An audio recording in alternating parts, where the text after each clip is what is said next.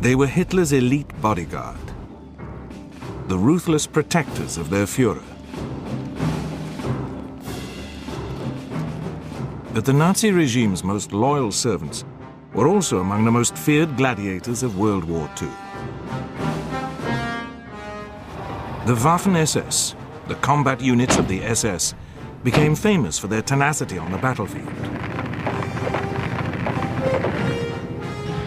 Countless times on both the Western and Eastern fronts, Waffen SS men were the cornerstone of the German defenses, fighting to the death, even when all hope had gone.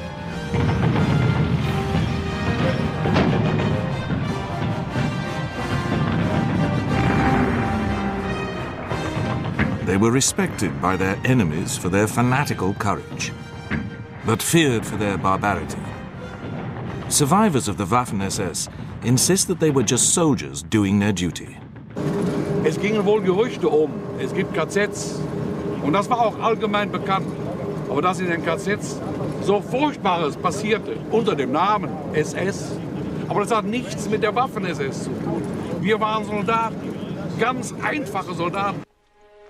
Many of the evil crimes which made the name of the SS notorious were indeed carried out by other parts of the organization. The Gestapo, the concentration camp guards, and the extermination squads.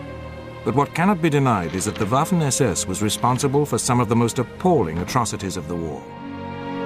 One of the most notorious was the utter destruction of the French village of Oradour and the massacre of 648 of its inhabitants in June 1944.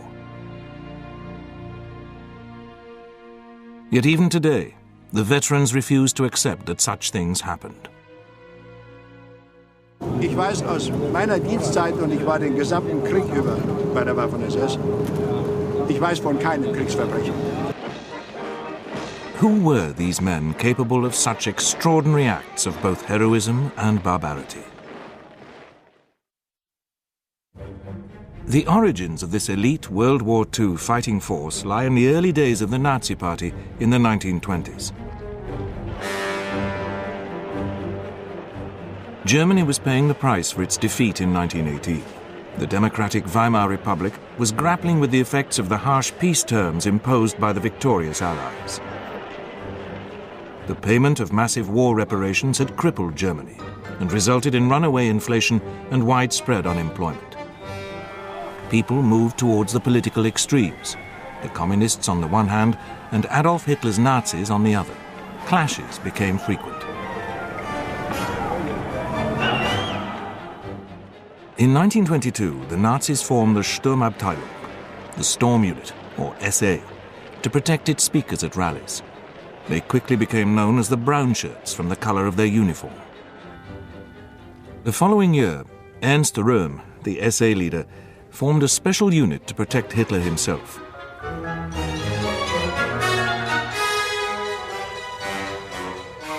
This was recognizable by the black caps worn by its members. Gradually, it became independent of the Brown Shirts, taking the title Schutzstaffel, the Protection Squad, or SS, and adopting a wholly black uniform. In 1929, the mild-seeming but ruthless Heinrich Himmler, one of Hitler's closest cronies, became head of the SS. This was still small in size compared to the Brown Shirts, which now numbered over 60,000 men. Himmler stressed the differences between the SS and the SA. He saw the latter as a mass paramilitary force, whereas the SS was an elite and integral part of the Nazi Party. Himmler began to increase the SS's power base by taking over the Nazi Party's departments for intelligence and racial affairs. Soon after Hitler became Chancellor of Germany in January 1933, the SS gained very significant new roles. It provided the guards for the newly established concentration camp at Dachau in the suburbs of Munich. Eventually, this was to lead to its infamous role as the main perpetrator of the extermination of the Jews.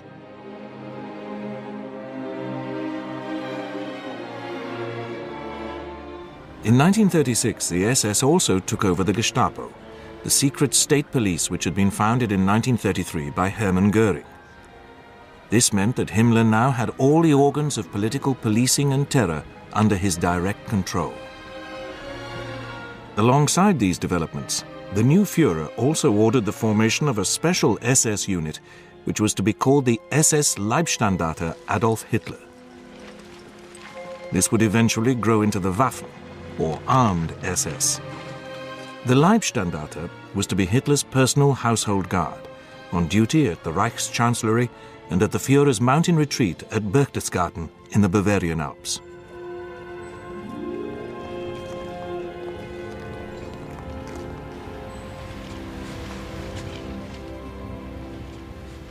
Sepp Dietrich, a bluff and outspoken World War I sergeant major who had since become part of Hitler's inner circle, was appointed to command the Leibstandarte.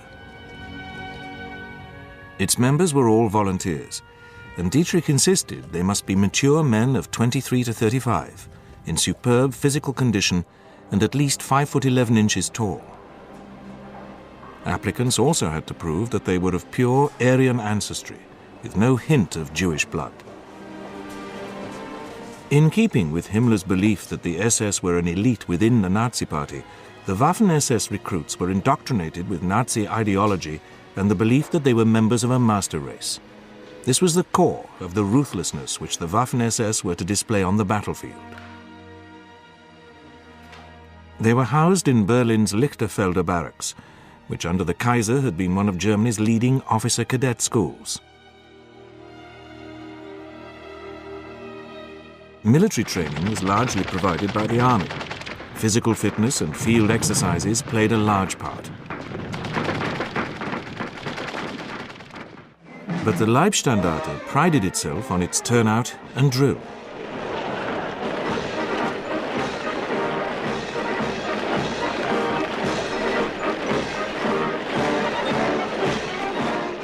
Other units of the SS soon jeeringly referred to its members as the asphalt soldiers. Despite the growth of the SS, the SA remained a powerful force in Germany. Ernst Röhm even advocated that Hitler give his brown shirts primacy over the armed forces in the defense of the Reich. Hitler decided that Röhm was becoming a threat.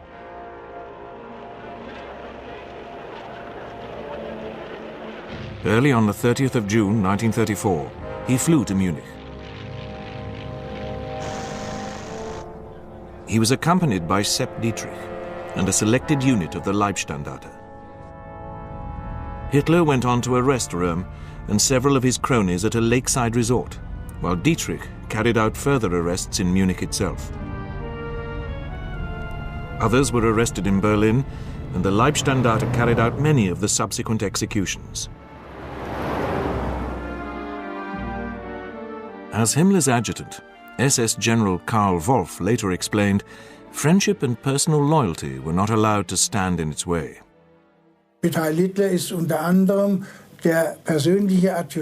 Among others, a charming fellow, Count von Spreti, Röhm's personal adjutant. He held the same position with Röhm as I held with Himmler, died with the words Heil Hitler on his lips. We were close personal friends. We often dined together in Berlin. He lifted his arm in the Nazi salute and called out, Heil Hitler, I love Germany. The Leibstandarte's ruthlessness and total loyalty to Hitler were now proven. Its reward would not be long in coming.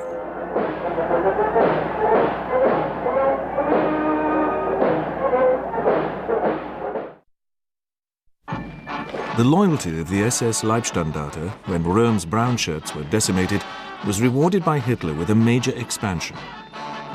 Sepp Dietrich's Leibstandarte became a full regiment, and two more were formed. These were to be known as the SS Verfügungstruppe, or SSVT, special purpose troops who would be completely distinct from the other branches of the SS. The expansion of the armed branch of the SS did not lead to any reduction in the physical or racial standards demanded. The SSVT remained Hitler's elite political troops, indoctrinated with the belief in their superiority. Almost inevitably, the expansion incurred the hostility of the army, which suspected that Hitler was creating a rival military force. His actual intention was that in time of war, the SSVT would be incorporated into the army as a complete division. The army resisted this, refusing to provide the SSVT with the necessary artillery and other support for it to function as a division. The generals pleaded that Hitler's demands for rapid expansion of his army meant that they could not spare the resources.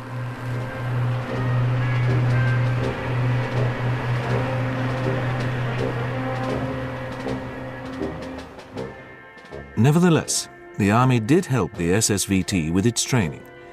It also allowed the transfer of certain officers to improve the SSVT's military efficiency. The highly experienced Paul Hauser became head of the Waffen-SS Inspectorate. Felix Steiner, the Army's Director of Education, took a similar role for the Waffen-SS. He had been a stormtrooper during World War I and saw the Waffen-SS adopting a similar role as highly trained assault troops. They would lead attacks, with the Army providing the follow-up cannon fodder. The aim was to create a force of men who would be tough and ruthless. As events would show, Hauser and Steiner succeeded brilliantly. But the downside was that the men of the Waffen-SS became totally careless about human life, whether their own or the enemy's. The seeds had been sown for the atrocities which were to sully the reputation of the Waffen-SS. In spite of the army's suspicion of the SSVT, it was given control of the Leibstandarte during the annexation of Austria in March 1938, and of other SSVT units during the seizure of the Sudetenland province of Czechoslovakia that autumn. The failure of Britain and France to intervene when he dismembered what was left of Czechoslovakia convinced Hitler that it was now safe to turn on Poland. The SSVT was about to have its first real taste of combat.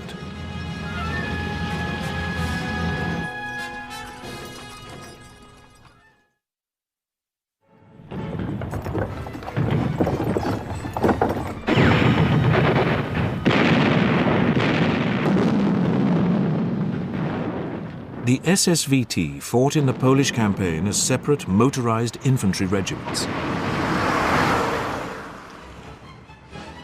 Hitler took particular interest in the progress of Sepp Dietrich and the Leibstandarte, daily marking Sepp on his map in the Chancellery. Yet in spite of the lightning German victory over Poland, the army felt that the performance of the SSVT left much to be desired. Its units lacked fire discipline and were careless with casualties. It also showed an ominous tendency to torch villages and brutalize civilians. In defense of his men, Himmler argued that they would have performed much better if they had been concentrated in one formation rather than fighting under senior army commanders whom they did not know. Hitler agreed to allow further expansion, but insisted that the new units must remain under the operational control of the army. While the Leibstandarte remained an independent regiment, the others were combined into a separate division. A second division was created by volunteers from the police, and a third from the units originally created to guard the Nazi concentration camps. This was known as the SS Totenkopf, or Death's Head Division. Its commander, Theodor Eicke, had been the commandant of Dachau and was notorious for his brutality. The enlarged SSVT was also given a new title. In March 1940, it became the Waffen, or Armed SS, confirming it as a separate element of Germany's armed forces.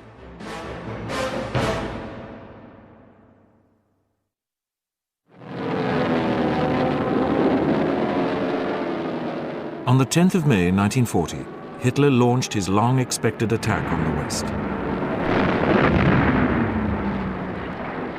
The SS Leibstandarte and a second SS regiment helped to spearhead the invasion of Holland. Simultaneously, airborne forces were dropped to capture Dutch airfields.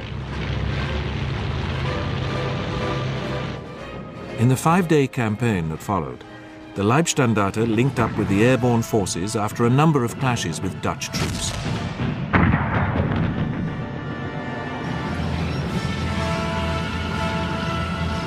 There was, however, an unfortunate incident in Rotterdam when the airborne commander, General Kurt Student, was wounded.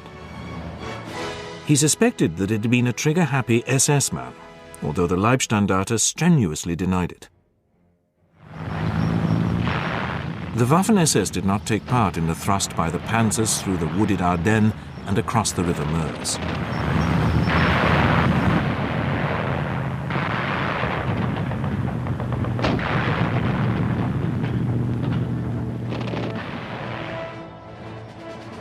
But as they began to rampage westwards, the SS Totenkopf division was summoned from the reserve to fight in support of Erwin Rommel's 7th Panzer Division.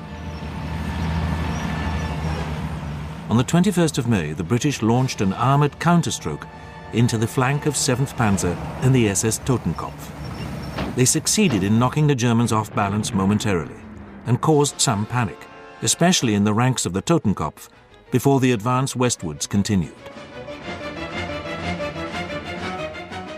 The Germans now trapped the British, together with French troops, in a pocket based on the port of Dunkirk.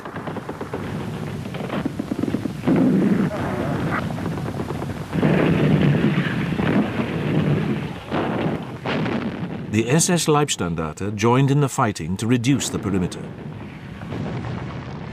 It met stiff British resistance, especially from the village of Wormhout.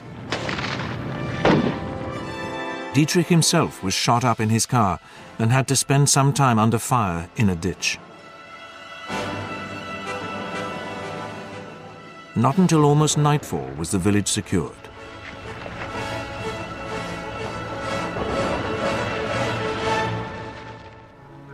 The Leibstandarte captured a number of British soldiers.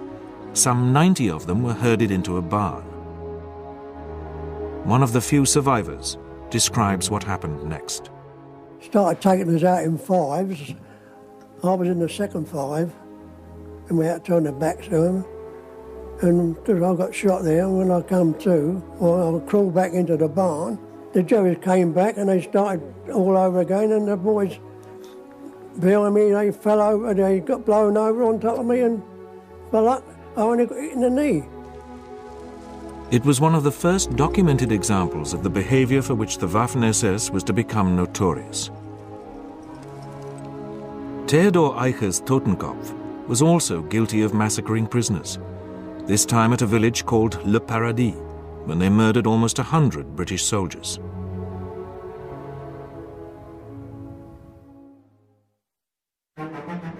To celebrate his victory in the West, Hitler made a triumphant speech in Berlin's Kroll Opera House on the 19th of July. He singled out the Waffen-SS for special praise.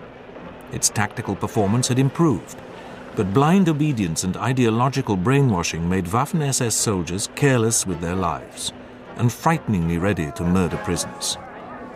Following the campaign in the West, Himmler was keen to expand the Waffen-SS, but the army was concerned that he was stealing recruits.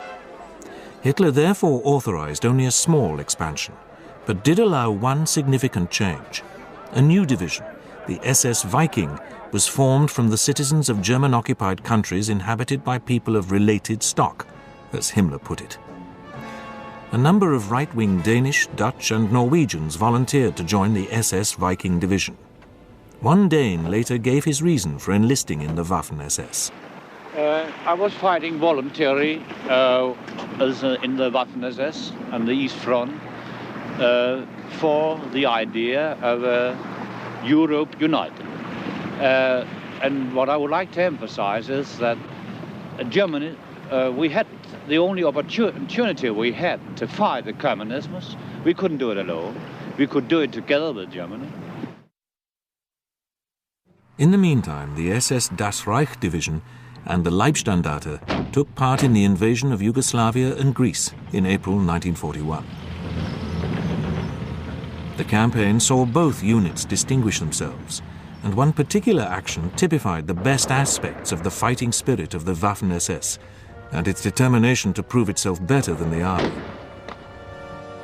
Hauptsturmführer Walter Klingenberg, a company commander of the Das Reich, led his men in a race to reach the Yugoslav capital Belgrade before the army's crack Großdeutschland regiment. Although severely hampered by the spring rains which had turned the roads into quagmires, his unit reached the banks of the Danube first. But it was unable to cross because all the bridges had been destroyed. Klingenberg found a single rowing boat, which had been abandoned, and crossed the river with 10 volunteers. They headed for the German embassy, which was besieged by an angry crowd. Klingenberg used the embassy phone to telephone Belgrade's mayor. He then threatened to call in an airstrike unless the city surrendered. Unaware that the Germans had no radio, the mayor fell for the bluff and gave in.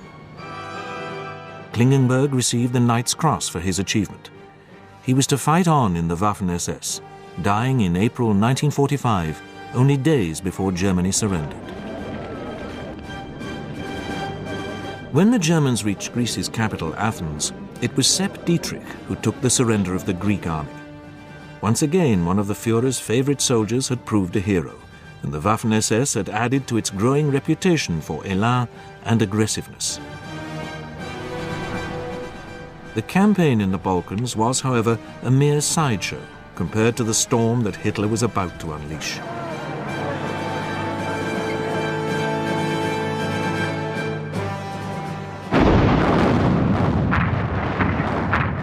On the 22nd of June 1941, he launched Operation Barbarossa, the invasion of Soviet Russia. By now, the Leibstandarte had been expanded to a fully fledged division in its own right, and all 6 existing Waffen-SS divisions took part in the initial assault.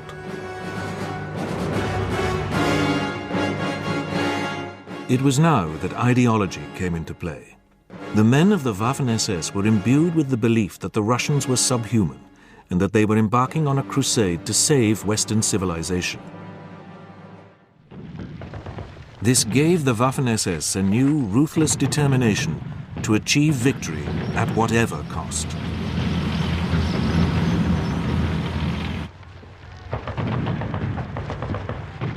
The army generals soon came to respect its fighting qualities in a war that was more savage than any so far experienced.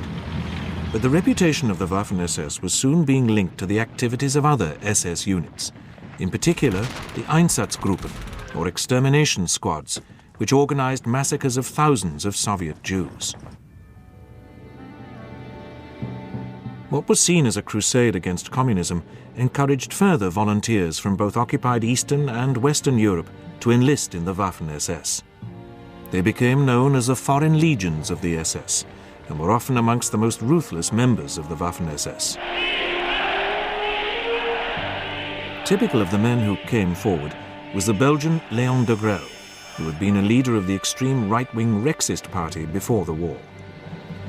He raised the Walloon, or Flanders Legion, which was incorporated in the Waffen-SS. De Grelle took it to Russia and led it in combat. Hitler personally decorated him with the Knight's Cross and is reputed to have said, "If I had had a son, I would have liked him to be like you."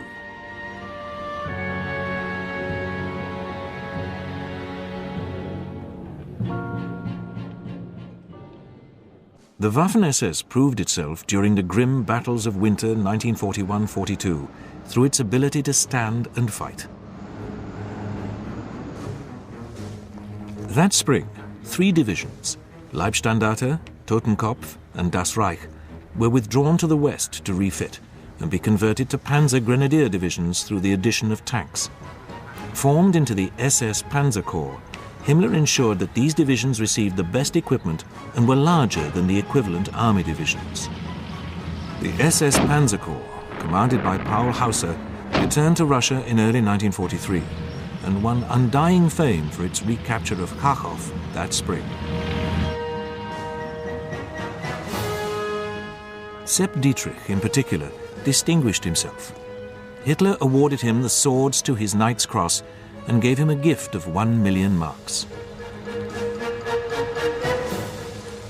By now, the Waffen-SS had become a formidable fighting force, notorious for its willingness to fight to the death.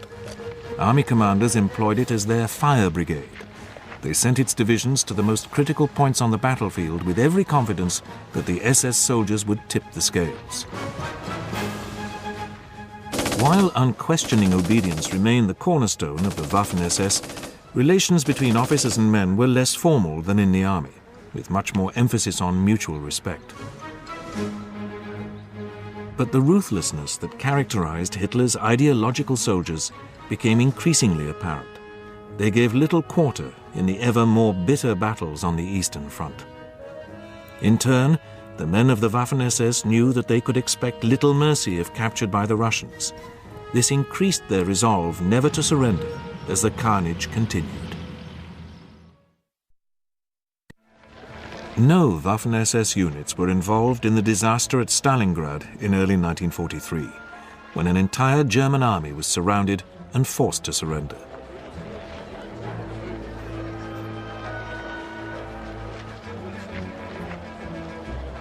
But it was to be heavily involved in the crucial battle which finally confirmed that the tide of war on the Eastern Front had turned. In July 1943, the Germans launched a major offensive designed to pinch out the massive Kursk salient.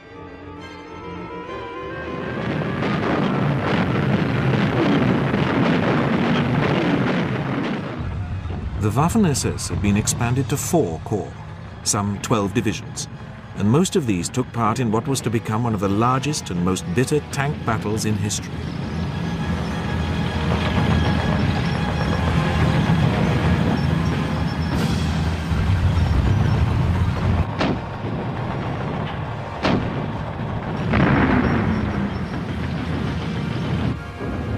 After a week's fighting against ever tougher Russian resistance, Hitler was obliged to halt the attack.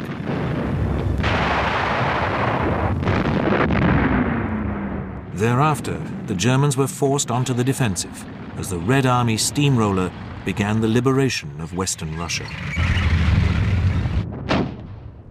The SS divisions again became the cornerstone of the German defense.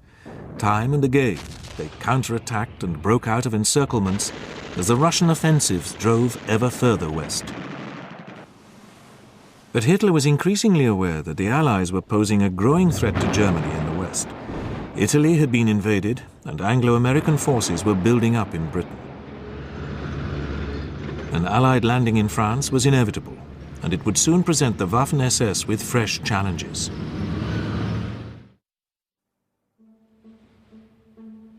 In the spring of 1944, the German forces in France and the Low Countries stood waiting for the Anglo-American assault.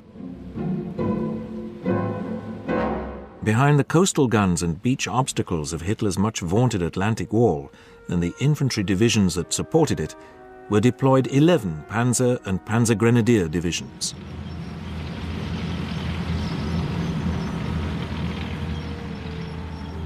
Four of these formations were Waffen-SS divisions. In southern France was the Das Reich, and in the Loire Valley, 17th SS Panzer Grenadier Division. The Leibstandarte was in Belgium, refitting after bitter fighting on the Eastern Front, and west of Paris, the recently formed 12th SS Panzer Division Hitler Jugend. As its name suggests, the Hitler Youth Division consisted of 17 and 18-year-old members of the Hitler Youth, stiffened by combat-experienced officers and NCOs.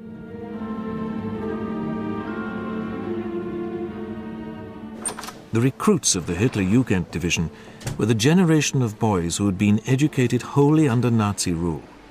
Indoctrinated since earliest youth with the ideology of survival of the fittest and war as the noblest activity of mankind, they were to be among the most fanatical of all Hitler's political soldiers. Sepp Dietrich's 1st SS Panzer Corps commanded 3 of the 4 divisions.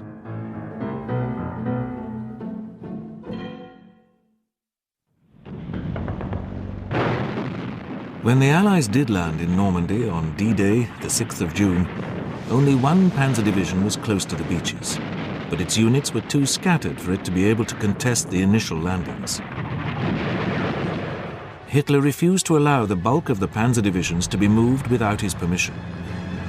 The Führer slept late, and no one dared wake him, so it was not until the afternoon that the Hitlerjugend began to deploy. Its troops began to come into action on the evening of D+1. But rather than being able to mount a decisive counterattack to drive the Allies back into the sea, the Hitler Youth found themselves fighting a desperate defensive battle.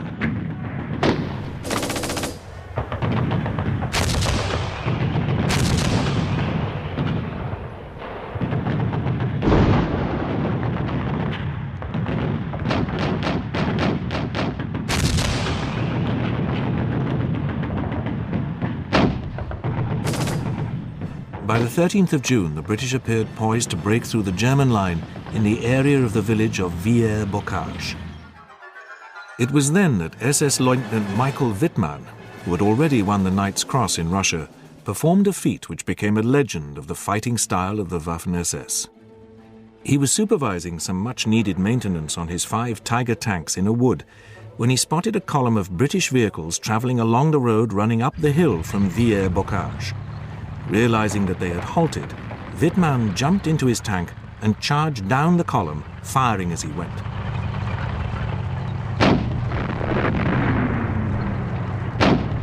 Within a matter of a few minutes, he had knocked out 25 British vehicles.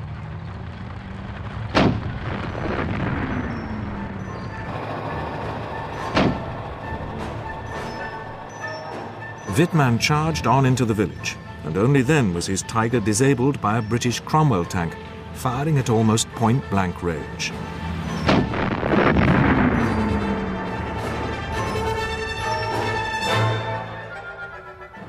Wittmann and his crew managed to escape. Their action single-handedly brought the British attack to a halt.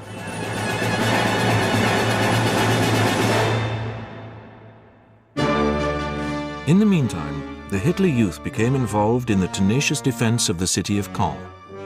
Time and again, they frustrated British and Canadian efforts to break through.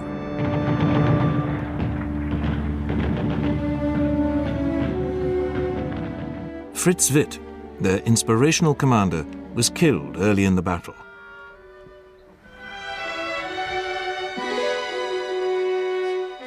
His place was taken by Kurt Meyer, a founder member of the Leibstandarte, who was known as Panzer Meyer because of his dashing exploits in Greece and Russia. In spite of their dwindling strength, Meyer and his young soldiers fought on, gaining high respect from friend and foe alike. But if the Waffen-SS divisions fought bravely in Normandy, they also displayed the same ruthlessness as in Russia. On at least 2 occasions, captured Canadian soldiers were shot in cold blood.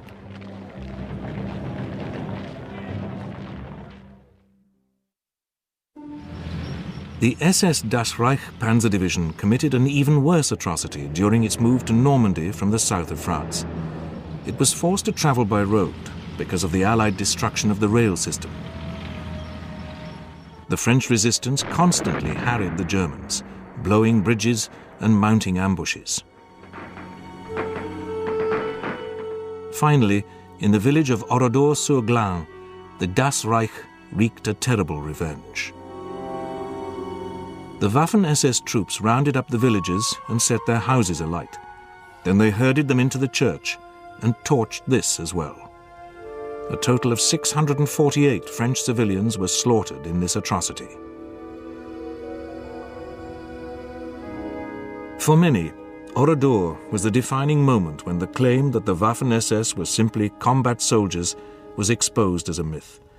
Despite their claims after the war that they were never involved in atrocities, the gaunt ruins of this French village still prove otherwise.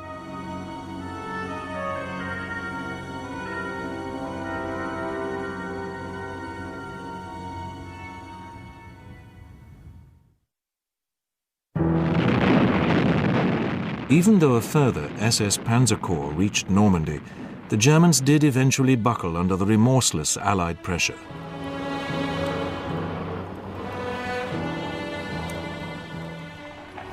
The shattered remnants of their army withdrew eastwards across France. By that time, many of the leading Waffen-SS commanders had become casualties. Panzer Meyer had been wounded and captured. Michael Wittmann, the hero of Villers-Bocage, was dead.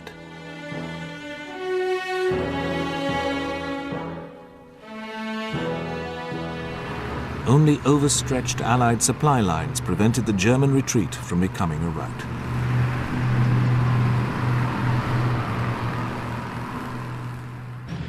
By the end of the first week of September, the Allied advance had come to a virtual halt.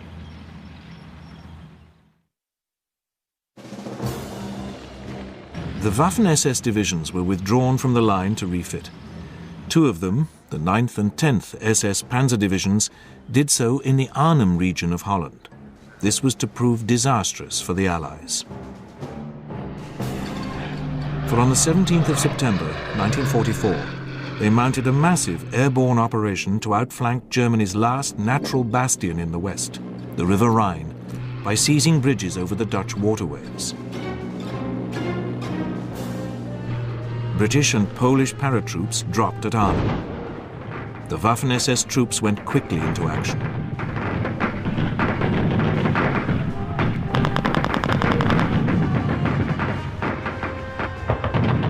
During the bitter, week-long struggle that followed, they gradually tightened their grip on the embattled paratroops, eventually forcing them to surrender. But by now, Hitler was preparing his own audacious gamble against the Western Allies. This was a massive counteroffensive in the west through the Ardennes region of Belgium and designed to split the British from the Americans. Spearheading the attack would be two panzer armies, one of them commanded by Sepp Dietrich, which consisted largely of Waffen-SS divisions. The offensive opened on the 16th of December 1944.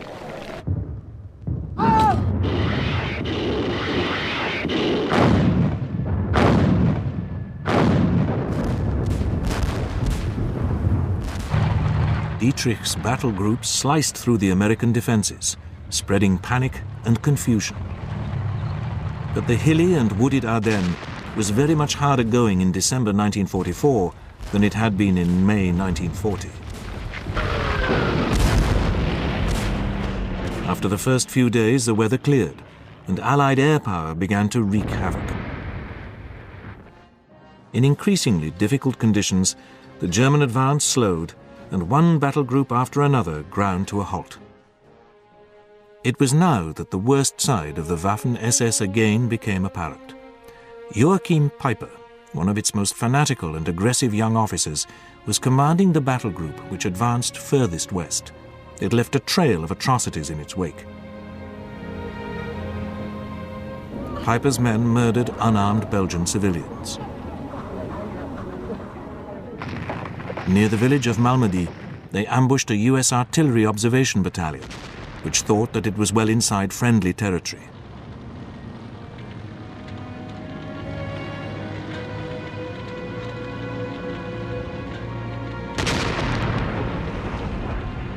Ruthlessly picking off the vehicles at the beginning and end of the convoy so as to trap the remainder, Peiper's men ensured that few of them escaped the carnage that followed.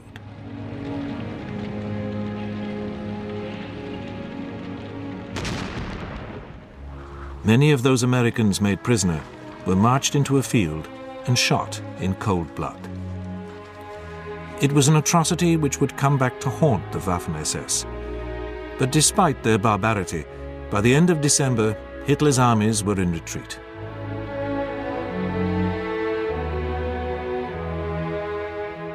His final gamble in the west had failed, and he was forced to turn once more to the east, where the Red Army was poised to advance onto German soil. The final act of the drama of the Waffen-SS and the regime they served so loyally was about to be played out.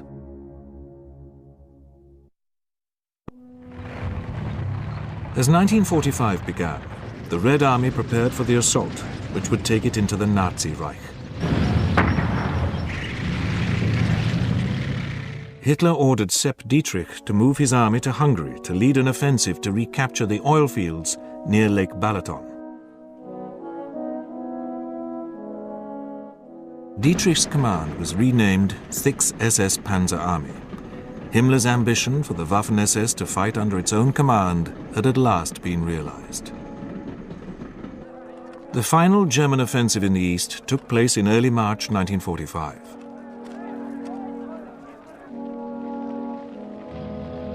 Dietrich's SS Panzer Army and the German 6th Army, which was also taking part, struggled forward in the snow and mud against increasing Russian resistance.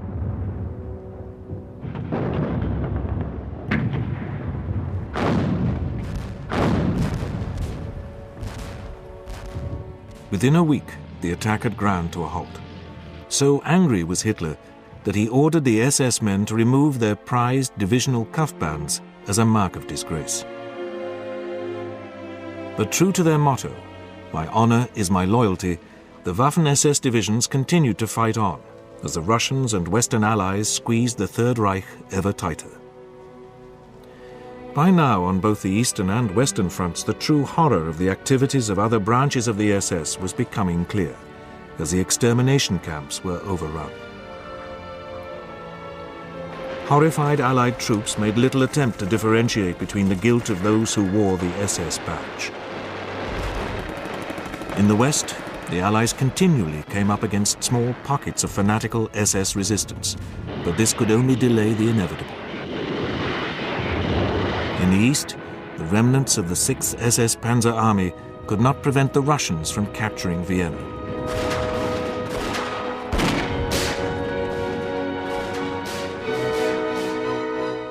There remained the final prize, Berlin. The Russian assault on the German capital began on the 16th of April. Within a week, fighting was taking place in the city itself. Among the elements defending Berlin were French and Latvian SS troops. Hitler still hoped that his Waffen-SS could weave a miracle and rescue him, but he was now living in total fantasy. The German garrison finally surrendered on the 2nd of May, 2 days after Hitler had taken his own life.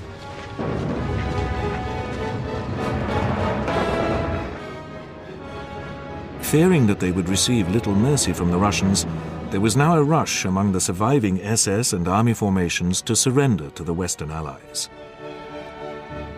A number of SS divisions conducted formal surrender parades to demonstrate their defiance.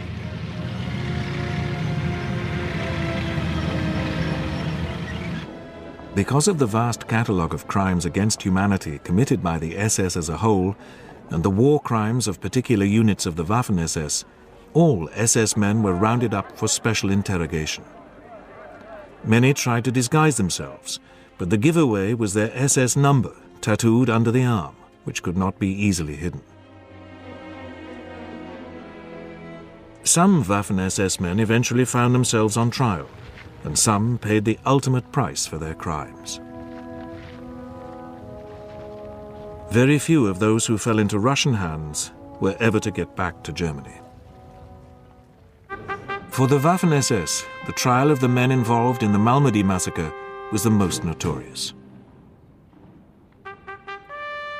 Almost everyone in the Waffen-SS chain of command was arraigned, and the vast majority found guilty.